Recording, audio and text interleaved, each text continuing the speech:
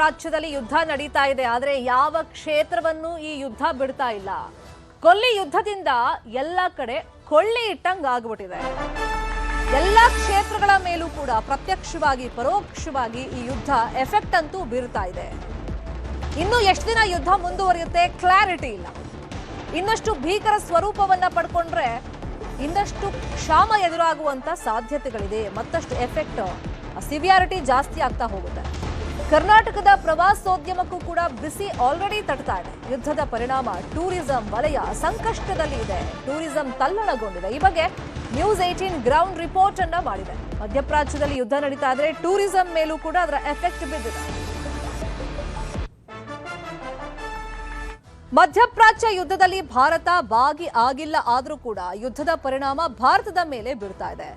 ಆರ್ಥಿಕತೆ ಹೆಚ್ಚಿಸುವಂತ ಕ್ಷೇತ್ರಗಳಿಗೆ ಯುದ್ಧದ ಕಾರ್ಮೋಡ ಕಾಡ್ತಾ ಇದೆ. ಕರ್ನಾಟಕದಲ್ಲಿ ವಾಣಿಜ್ಯ ಗ್ಯಾಸ್, ಆಟೋ, ಎಲ್ಪಿಜಿ ಕುರಿತಂತೆ ನ್ಯೂಸ್ 18 ನಿರಂತರವಾಗಿ ವರದಿಯನ್ನ ಪ್ರಸಾರ ಮಾಡ್ತಾ ಬಂದಿದೆ. ರಾಜ್ಯದೆಲ್ಲೆಡೆಯ ರೈತರಿಗೆ, ತರಕಾರಿ ಬೆಳೆಗಾರರಿಗೆ ಆಗ್ತಿರುವಂತಹ ಸಂಕಷ್ಟದ ಬಗ್ಗೆನೂ ವಿಸ್ತೃತ ವರದಿಗಳನ್ನ ಇಡೀ ದಿನ ನಾವು ನಿನ್ನೆ ಪ್ರಸಾರ ಮಾಡಿದ್ವಿ. ಇವತ್ತು ರಾಜ್ಯದ ಪ್ರವಾಸೋದ್ಯಮದ ಮೇಲೆ ಯಾವ ರೀತಿ ಪರಿಣಾಮ ಬೀರ್ತಾ ಇದೆ ಅನ್ನೋ ಕುರಿತಂತೆ ಮಾಹಿತಿಯನ್ನ ಕೊಡ್ತಾ ಇದ್ದೀವಿ. ಮೊದಲಿಗೆ ಮೈಸೂರು ಭಾಗ. ಮೈಸೂರು ಅಂತಂದ್ರೆ ಪ್ರವಾಸಿಗರ ಸ್ವರ್ಗ ಅಂತಾನೆ ಕರೆಸ್ಕೊಳ್ಳುತ್ತೆ. ರಜೆ ಸಿಕ್ಕರೆ ಸಾಕು, ಕೆಲವರಂತೂ ಮೈಸೂರಿಗೆ ಒಂದ್ ರೌಂಡ್ ಹೋಗಿ ಬರೋಣ ಅಂತ ಹೋಗ್ತಾರೆ. ಸದ್ಯದ ಪರಿಸ್ಥಿತಿ ಮೈಸೂರಲ್ಲಿ hotel, lodge, resort, home stay ಎಲ್ಲದ್ರ ಮೇಲೂ ಕೂಡ ಎಫೆಕ್ಟ್ ಬಿದ್ದಿದೆ. ಒಟ್ಟಲ್ಲಿ ಪ್ರವಾಸೋದ್ಯಮಕ್ಕೆ ದೊಡ್ಡ ಮಟ್ಟದ ಹೊಡೆತ ಈ ಯುದ್ಧ ಕೊಡ್ತಾ ಇದೆ. ಮೈಸೂರಲ್ಲಿ ಪ್ರವಾಸೋದ್ಯಮ ಸಂಪೂರ್ಣವಾಗಿ ಕುಸಿತವಾಗಿದೆ. 40% ಹೋಟೆಲ್ ರೂಮ್ಗಳು ಖಾಲಿ. ವೀಕೆಂಡ್ ಅಲ್ಲಿ ಮೈಸೂರು ಫುಲ್ ರಶ್. ಆದ್ರೆ ಯುದ್ಧ ಆರಂಭ ಆದಾಗಿನಿಂದ ವಾರಾಂತ್ಯದಲ್ಲೂ ಕೂಡ, ವೀಕೆಂಡ್ ಅಲ್ಲೂ ಕೂಡ ಪ್ರವಾಸಿಗರು ಮೈಸೂರಿನ ಕಡೆ ತಲೆ ಹಾಕ್ತಾ ಇಲ್ಲ. ಇನ್ನು ಫಾರಿನರ್ಸ್ ಕೂಡ ಅತಿ ಹೆಚ್ಚು ಸಂಖ್ಯೆಯಲ್ಲಿ ಮೈಸೂರಿಗೆ ವಿಸಿಟ್ ಮಾಡ್ತಾ ಇದ್ರು. ಅವರು ಕೂಡ ಈಗ ಕಾಣ ಸಿಗ್ತಾ ಇಲ್ಲ. ಅರಮನೆ ನೋಡೋದಕ್ಕೂ ಕೂಡ ಜನ ಬರ್ತಾ ಇಲ್ಲ. ಮೈಸೂರಿನ ಸುತ್ತಮುತ್ತಲೂ ಸಾಕಷ್ಟು ಪ್ರವಾಸಿ ತಾಣ ಇದೆ, ಅದು ಕೂಡ ಖಾಲಿ ಹೊಡಿತಾ ಇದೆ. ವೀಕೆಂಡ್ ಅಲ್ಲೂ ಕೂಡ ರೂಮ್ ಬುಕಿಂಗ್ ಸಂಪೂರ್ಣವಾಗಿ ಕಡಿಮೆ ಆಗ್ಬಿಟ್ಟಿದೆ, ಕ್ಷೀಣಿಸಿದೆ. ಮೈಸೂರು ಪ್ರವಾಸೋದ್ಯಮಕ್ಕೆ ದೊಡ್ಡ ಪೆಟ್ಟನ್ನ ಮಧ್ಯಪ್ರಾಚ್ಯದ ಯುದ್ಧ ಕೊಡ್ತಾ ಇದೆ. ಅದನ್ನ ನಂಬಿಕೊಂಡೇ ಸುಮಾರು ಜನ ಬದುಕ್ತಾ ಇದ್ದಾರೆ ಪ್ರವಾಸೋದ್ಯಮವನ್ನೇ. ಪ್ರವಾಸಿಗರು ಬಂದ್ರೆ ಅವ್ರ ಜೀವನ ನಡೆಯುತ್ತೆ, ಒಂದಿಷ್ಟು ಕಾಸನ್ನ ಮಾಡ್ಬೋದು ಅಥವಾ ದುಡಿಮೆಯನ್ನ ಮಾಡ್ಬೋದು. ವೀಕ್ ಡೇಸ್ ಅಲ್ಲಿ ಅಷ್ಟು ಜನ ಇರಲ್ಲ, ಬಟ್ ವೀಕೆಂಡ್ ಅಲ್ಲಂತೂ ತುಂಬಾ ಜನ ಮೈಸೂರು ಕಡೆಗೆ ಹೋಗ್ತಾರೆ. ಆದ್ರೆ ಕೊಲ್ಲಿ ಯುದ್ಧದ ಎಫೆಕ್ಟ್ ಇಂದಾಗಿ ಪ್ರವಾಸಿಗರು ಮೈಸೂರು ಕಡೆಗೆ ಬರ್ತಾ ಇಲ್ಲ. ಹಿನ್ನಡೆಯಾಗಿದೆ ಪ್ರವಾಸೋದ್ಯಮಕ್ಕೆ. ಕಾರಣ ಏನಂತಂದ್ರೆ ಕಮರ್ಷಿಯಲ್ ಗ್ಯಾಸು ಸಮಸ್ಯೆ ಇತ್ಯರ್ಥ ಆಗಿಲ್ಲ. ಸಾಕಷ್ಟು ಹೋಟೆಲ್ಗಳು ಮುಚ್ಚಿದೆ. ಆಮೇಲೆ ಜನ ಕೂಡ ಪ್ರವಾಸಿಗರು ಎದುರ್ತಾ ಇದ್ದಾರೆ. ಪ್ರವಾಸೋದ್ಯಮ ಮೈಸೂರು ಹೇಗೆ ಹೋಗೋದು, ಊಟ ತಿಂಡಿ ಸರಿಯಾಗಿ ಸಿಗುತ್ತೋ ಇಲ್ವೋ ಗೊತ್ತಿಲ್ಲ. ಎಲ್ಲ ಕಡೆನೂ ಸಮಸ್ಯೆ ಆಗಿಬಿಟ್ಟಿದೆ. ಕೆಲವು ಹೋಟೆಲ್ಗಳಲ್ಲಿ ಮುಚ್ಚಿದಾವೆ, ಕೆಲವು ಹೋಟೆಲ್ಗಳಲ್ಲಿ ಐಟಮ್ ಕಡಿಮೆ ಮಾಡಿದ್ದಾರೆ. ಇನ್ನು ಕೆಲವು ಹೋಟೆಲ್ಗಳಲ್ಲಿ ಪರ್ಯಾಯ ವ್ಯವಸ್ಥೆ ಮಾಡಿಕೊಂಡು ಸೌದೆಯಿಂದ ಮತ್ತೆ ಹೊಟ್ಟಿನ ಒಲೆಗಳಿಂದ ಊಟೋಪಚಾರ ತಯಾರಿಸಿ ಮಾರ್ತಾ ಇದ್ದಾರೆ. ಎಲ್ಲದಕ್ಕೂ ಸಮಸ್ಯೆ ಗ್ಯಾಸು ಯಾವ ರೀತಿ ಯಾವತ್ತೂ ಇತ್ಯರ್ಥ ಆಗುತ್ತೆ ಅನ್ನೋದು ಯಾರಿಗೂ ಗೊತ್ತಿಲ್ಲ. ಅದೇ ರೀತಿ ರೈತರು ಬೆಳೆದಂಥ ಹಣ್ಣು ತರಕಾರಿಗಳು ಕೂಡ ಸಾಕಷ್ಟು ಕುಸಿದಿದೆ. ವ್ಯಾಪಾರದಲ್ಲಿ ಬೆಲೆಯಲ್ಲೂ ಕುಸಿದಿದೆ. ಮದುವೆ ಸೀಸನ್ನು, ಪ್ರವಾಸಿಗರ ಸೀಸನ್ ಇದು.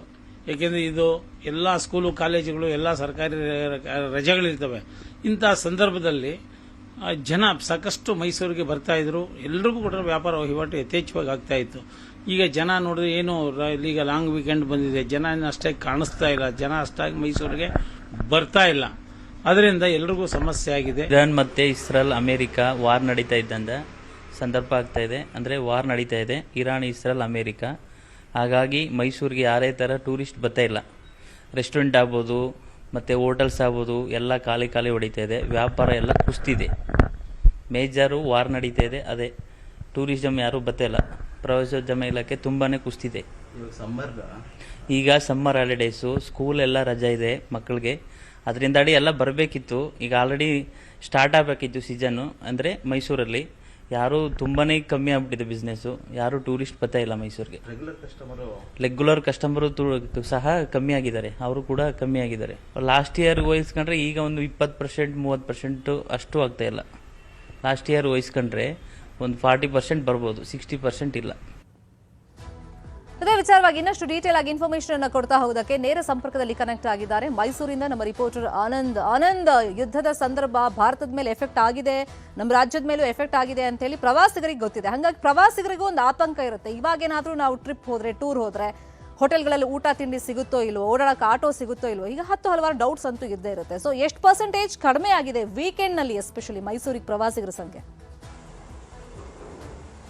ಶರ್ಮಿತಾ, ಕೊಳ್ಳಿ ರಾಷ್ಟ್ರಗಳ ಯುದ್ಧ ಏನಿದೆ ಇದರ ನೇರ ಪರಿಣಾಮ ರಾಜ್ಯದ ಹಾಗೂ ದೇಶದ ಎಲ್ಲ ಕಡೆಗಳು ಬಿದ್ದಿರುವಂಥದ್ದು. ಎಸ್ಪೆಷಲಿ ಮೈಸೂರು ಅಂತ ಹೇಳಿದ್ರೆ ದಕ್ಷಿಣ ಕರ್ನಾಟಕದ ಪ್ರಮುಖ ಪ್ರವಾಸಿ ತಾಣಗಳಲ್ಲಿ ಒಂದು. ಮೈಸೂರಿಗೆ ವೀಕೆಂಡ್ ಅಂತ ಹೇಳಿದ್ರೆ ಜಂಗುಳಿ ಇರ್ತಾ ಇತ್ತು. ದೇಶ ವಿದೇಶಗಳಿಂದ ಜನರು ಬರೋರು, ರಾಜ್ಯದ ನಾನಾ ಮೂಲೆಗಳಿಂದ ಜನರು ಬರೋರು. ಆದರೆ ಇದೀಗ ಜನರು ಕೂಡ ಮೈಸೂರಿನತ್ತ ಮೈಸೂರಿನ ಪ್ರವಾಸ ಸ್ಥಳಗಳತ್ತ ಮುಖ ಮಾಡ್ತಾ ಇಲ್ಲ. ಎಸ್ಪೆಷಲಿ ಮೈಸೂರಿನ ಅರಮನೆ ಇರ್ಬೋದು, ಖಾಲಿ ಹೊಡಿತಾ ಇರುವಂಥದ್ದು. ಕನಿಷ್ಠ ಈ ಬೇಸಿಗೆ ರಜಾ ಬಂದಂಥ ಸಂದರ್ಭದಲ್ಲಿ ವಿದೇಶಗಳಿಂದ ಸಾಕಷ್ಟು ಮಂದಿ ಬರೋರು, ರಾಜ್ಯದ ಮೂಲೆಗಳಿಂದ ಮಕ್ಕಳೆಲ್ಲ ಬರೋರು, ಯಾರು ಕೂಡ ಬರ್ತಾ ಇಲ್ಲ. ಇದು ಒಂದು ಭಾಗ. ಆದರೆ ಮತ್ತೊಂದು ಭಾಗ ಹೋಟೆಲ್ಗಳಲ್ಲಿ ವೀಕೆಂಡ್ಗಳಲ್ಲಿ ಮೈಸೂರಿನಲ್ಲಿ ಯಾವ ಮಟ್ಟಿಗೆ ಇರ್ತಿತ್ತು ಅಂದರೆ ಒಂದು ಹೋಟೆಲ್ ರೂಮ್ಗಳು ಸಹ ಸಿಗ್ತಾ ಇರಲಿಲ್ಲ. ಆದರೆ ಇದೀಗ ಕೇವಲ 40% ಅಷ್ಟು ಖಾಲಿ ಹೊಡಿತಾ ಇದೆ. ಅಂದರೆ 20% ರೆಗ್ಯುಲರ್ ಕಸ್ಟಮರ್ಸ್ ಬರ್ತಾರೆ, ಇನ್ನೊಂದಷ್ಟು ಮಂದಿ ಆನ್ಲೈನ್ನಲ್ಲಿ ಬುಕ್ಕಿಂಗ್ ಮಾಡ್ತಾ ಇದ್ರು. ಈಗ ಆನ್ಲೈನ್ನಲ್ಲಿ ಬುಕ್ಕಿಂಗೇ ಆಗ್ತಾ ಇಲ್ಲ ಅನ್ನುವಂಥ ಮಾತುಗಳನ್ನ ಹೋಟೆಲ್ ಅಂದರೆ ಯಾರು ಲಾಡ್ಜ್ ಹಾಗೂ ಹೋಟೆಲ್ ಮಾಲೀಕರು ಆಡ್ತಾ ಇರುವಂಥದ್ದು. ಇದೊಂದು ಕಡೆ ಆದರೆ ಮೈಸೂರಿನ ಪ್ರಮುಖ ಇನ್ನೊಂದು ಪ್ರವಾಸಿ ತಾಣ ಅಂತ ಹೇಳಿದ್ರೆ ಅದು ನಾಗರಹೊಳೆ ಹಾಗೂ ಬಂಡೀಪುರದ ರೆಸಾರ್ಟ್ಗಳು. ಏನು MLA MP ಗಳಿಗೆ ಫೋನ್ ಮಾಡಿ ಇನ್ಫ್ಲೂಯೆನ್ಸ್ ಮಾಡಿ ರೂಮ್ಗಳನ್ನ ಪಡ್ಕೊಳ್ತಾ ಇದ್ದಂಥ ಆ ರೆಸಾರ್ಟ್ಗಳಲ್ಲಿ ಇದೀಗ ಖಾಲಿ. ಯಾಕೆಂತ ಹೇಳಿದ್ರೆ ಪ್ರವಾಸಿಗರು ಯಾರು ಕೂಡ ಬರ್ತಾ ಇಲ್ಲ, ವಿದೇಶಿಗರಿಂದ ಯಾರು ಬರ್ತಾ ಇಲ್ಲ. ಈ ಹಿಂದೆನೇ ಕಳೆದ 5-6 ತಿಂಗಳ ಹಿಂದೆ ಉಳಿ ದಾಳಿಗಳಿಂದ ರೆಸಾರ್ಟ್ಗಳನ್ನ ಮುಚ್ಚಬೇಕು ಅಂತೇಳಿ ಒಂದಷ್ಟು ಹೋರಾಟಗಳಾಯಿತು, ಸಫಾರಿ ಬಂದ್ ಮಾಡಲಾಗಿತ್ತು. ಆದರೆ ಕಳೆದ ತಿಂಗಳಿಂದ ಸಫಾರಿಯನ್ನು ಆರಂಭ ಮಾಡಿದ್ದಾರೆ. ಪ್ರವಾಸಿಗರು ನಿಧಾನವಾಗಿ ಬರ್ತಾ ಇದ್ದಾರೆ ಅಂತಿದ್ದಂಗೆ ಯುದ್ಧ ಶುರುವಾಯಿತು. ಈ ಯುದ್ಧದ ಹಿನ್ನೆಲೆಯಲ್ಲಿ ಪ್ರವಾಸಿಗರು ಹೋಗ್ತಾ ಇದ್ದಂಥವ್ರು ಕೂಡ ಕಟ್ಟಾಗಿರುವಂಥದ್ದು. ಮೈಸೂರಿನಲ್ಲಿ ಸುಮಾರು ಪ್ರವಾಸೋದ್ಯಮದ ಮೇಲೆ ಸುಮಾರು 25% ಅಷ್ಟು ಆರ್ಥಿಕ ಪರಿಸ್ಥಿತಿ ನಷ್ಟ ಉಂಟಾಗಿರುವಂಥದ್ದು. ಬಹುತೇಕ ವೀಕೆಂಡ್ಗಳಲ್ಲಿ ತುಂಬಿ ತುಳುಕ್ತಾ ಇದ್ರು. ವೀಕ್ ಡೇಸ್ಗಳಲ್ಲಿ ಬೇಸಿಗೆ ರಜೆ ಇರೋದ್ರಿಂದ ಎಲ್ಲ ಪ್ರವಾಸಿ ತಾಣಗಳಲ್ಲೂ ಜನ ಇರ್ತಾ ಇದ್ರು. ಆದರೆ ಈಗ ಎಲ್ಲೂ ಕೂಡ ಜನ ಇಲ್ಲ. ಮತ್ತೊಂದು ಕಡೆ ಹೋಟೆಲ್ಗಳಲ್ಲಿ ಯಾಕೆಂದ್ರೆ ಬರುವಂಥ ಪ್ರವಾಸಿಗರು ಮೇಯ್ನ್ ಊಟ ತಿಂಡಿ ಉಪಚಾರ ಹಾಗೂ ಇರೋದಕ್ಕೆ ಲಕ್ಸುರಿ ರೂಮ್ಸ್ಗಳನ್ನೆಲ್ಲ ಬಳಸೋರು. ಪ್ರವಾಸಿಗರೇ ಬರ್ತಾ ಇಲ್ಲ, ಊಟ ತಿಂಡಿ ಸರಿಯಾಗಿ ಸಿಗ್ತಾ ಇಲ್ಲ, ಗ್ಯಾಸ್ ಸಿಗ್ತಾ ಇಲ್ಲ ಅನ್ನುವಂಥ ಈ ಪರಿಸ್ಥಿತಿಯಲ್ಲಿ ಸದ್ಯ ಮೈಸೂರಿನ ಪ್ರವಾಸೋದ್ಯಮದ ಮೇಲೆ ಸಾಕಷ್ಟು ಹೊಡೆತ ಬಿದ್ದಿದೆ. ಆರ್ಥಿಕ ಪರಿಸ್ಥಿತಿ 25% ಅಷ್ಟು ಕುಸಿತಾ ಇರುವಂಥದ್ದು. ಹೋಟೆಲ್ಗಳು, ಲಾಡ್ಜ್ಗಳು, ರೆಸಾರ್ಟ್ಗಳ ಮಾಲೀಕರು ಹಾಗೂ ಅಲ್ಲಿನ ಸಿಬ್ಬಂದಿಗಳ ಸಂಬಳವನ್ನು ಕೂಡ ಕೊಡೋಕ್ಕಾಗ್ತಾ ಇಲ್ಲ ಅನ್ನುವಂಥ ನಿಟ್ಟಿನಲ್ಲಿ ಮಾತನಾಡ್ತಾ ಇದ್ದಾರೆ. ಆ ಮಟ್ಟಿಗೆ ಮೈಸೂರಿನ ಪ್ರವಾಸೋದ್ಯಮ ಕುಸಿತವನ್ನ ಕಂಡಿರುವಂಥದ್ದು. ಶರ್ಮಿತಾ, ಆನಂದ್, ಈಗ ಪ್ರವಾಸೋದ್ಯಮ ಅದ್ರ ಮೇಲೆ ಎಫೆಕ್ಟ್ ಬಿದ್ದಿದೆ ಅಂದಮೇಲೆ ಪ್ರತ್ಯಕ್ಷವಾಗಿ ಪರೋಕ್ಷವಾಗಿ ಅದನ್ನೇ ನಂಬ್ಕೊಂಡು ಬದುಕ್ತಿರೋರು, ಬೀದಿ ಬದಿ ವ್ಯಾಪಾರಿಗಳಿಂದ ಹಿಡಿದು ನೀವು ಹೇಳ್ದಂಗೆ ಈ 5 ಸ್ಟಾರ್ 7 ಸ್ಟಾರ್ ಹೋಟೆಲ್ಗಳ ತನಕ ಸೊ ಎಷ್ಟು ಮಟ್ಟಿಗೆ ಪ್ರಭಾವ ಬೀರಿದೆ, ಮತ್ತೆ ಜೀವನ ನಡೆಸೋದಕ್ಕೆ ಅವ್ರಿಗೆಲ್ಲ ಹೆಂಗ್ ಕಷ್ಟ ಆಗ್ತಾ ಇದೆ? ಶರ್ಮಿತಾ, ನಿಜಕ್ಕೂ ಕೂಡ ಯಾಕಂತ ಹೇಳಿದ್ರೆ ಎಲ್ಲರೂ ಕೂಡ ಹಿಂದಿನಿಂದಲೂ ಒಂದು 5-6 ವರ್ಷದಿಂದ ಹೋಟೆಲ್ಗಳಲ್ಲಿ ಹಾಗೂ ರೆಸಾರ್ಟ್ಗಳಲ್ಲಿ ಕೆಲಸವನ್ನ ಮಾಡ್ತಾ ಇದ್ದಾರೆ. ಅವರೆಲ್ಲರಿಗೂ ಕೂಡ ಮಾಲೀಕರು ಒಂದು ಅರ್ಧ ಅಷ್ಟು ಸಂಬಳವನ್ನು ಕೊಡ್ತೇವೆ, ಯಾಕೆಂತ ಹೇಳಿದ್ರೆ ನಮಗೂ ಕೂಡ ವ್ಯಾಪಾರ ಆಗ್ತಾ ಇಲ್ಲ, ನಾವು ನಿಮ್ಮನ್ನ ಬಿಟ್ಟು ಕೊಡ್ಲಿಕ್ಕೂ ಕೂಡ ಆಗೋದಿಲ್ಲ, ಹಂಗಂತೇಳಿ ಕೆಲಸದಿಂದ ತೆಗಿಲಿಕ್ಕೂ ಆಗೋದಿಲ್ಲ, ನಿಮ್ಮ ಜೀವನವನ್ನು ನಡೆಸಬೇಕು, ಯಾಕೆಂದ್ರೆ ನಮ್ಮ ಹೋಟೆಲ್ಗಳಲ್ಲಿ ಲಾಡ್ಜ್ಗಳಲ್ಲಿ ಕೆಲಸವನ್ನ ಮಾಡಿದ್ದೀರಾ ಅಂತೇಳಿ ಅವ್ರಿಗೆ ಒಂದಷ್ಟು ಅರ್ಧದಷ್ಟು ಸಂಬಳವನ್ನು ಕೊಟ್ಟು ಕೆಲಸ ಮಾಡಿಸಿಕೊಳ್ಳುವಂಥ ಪರಿಸ್ಥಿತಿಗೆ ಅವರು ಮುಂದಾಗಿದ್ದಾರೆ.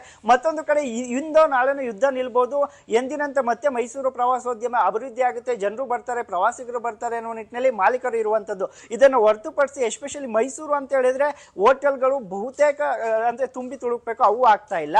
ಹೋಟೆಲ್ ಪ್ರವಾಸಿಗರು ಬಂದರೆ ಪರೋಕ್ಷವಾಗಿ ಆಟೋಗಳಿರ್ಬೋದು, ರಸ್ತೆ ಬದಿ ವ್ಯಾಪಾರಿಗಳಿರ್ಬೋದು, ಇವರೆಲ್ಲರಿಗೂ ಕೂಡ ಜೀವನ ನಡೆಸಲಿಕ್ಕೆ ಸಾಕಷ್ಟು ಅನುಕೂಲ ಆಗ್ತಾ ಇತ್ತು, ದುಡಿಮೆಯನ್ನು ಮಾಡ್ತಾ ಇದ್ರು. ಅವರು ಕೂಡ ಈಗ ಅಂದರೆ ಖಾಲಿ ಇರೋದ್ರಿಂದ ಅವರು ದುಡಿಮೆನೂ ಕೂಡ ಕಷ್ಟ ಆಗಿರುವಂಥದ್ದು. ಆಟೋ ಚಾಲಕರ ಅಂದರೆ ಕುಟುಂಬಗಳಂತೂ ಈಗ ಬಹುಶಃ ದುಡಿಲಿಕ್ಕೂ ಕೂಡ ಅಂದರೆ ಯಾಕೆಂದರೆ ಗ್ಯಾಸ್ ಸಿಗ್ತಾ ಇಲ್ಲ, ಒಂದು ಕಡೆ ಸಿಗುವಂಥದ್ದು ಕೂಡ ಕಾಲಸಂತೆಯಲ್ಲಿ ಸಿಕ್ಕರೆ ಅಲ್ಲೂ ಕೂಡ ಒಂದು 20 ರೂಪಾಯಿ 30 ರೂಪಾಯಿ ರೇಟ್ ಜಾಸ್ತಿ ಆಗಿರುವಂಥದ್ದು. ಗ್ಯಾಸ್ ಹಾಕಿಸ್ಕೊಳ್ಳಿಕ್ಕೂ ಕೂಡ ಕಷ್ಟ ಆಗಿರುವಂಥದ್ದು.